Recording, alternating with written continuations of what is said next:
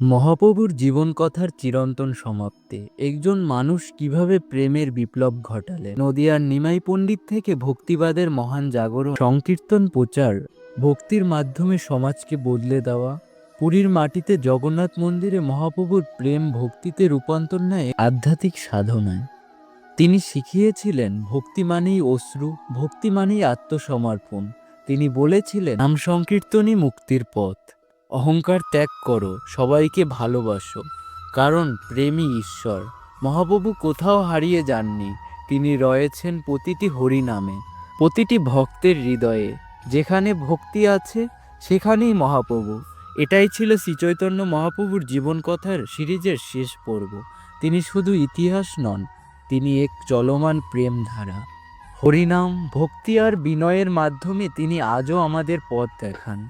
Joy Shri Chaitanya Mahaprabhu, Joy Jagannath.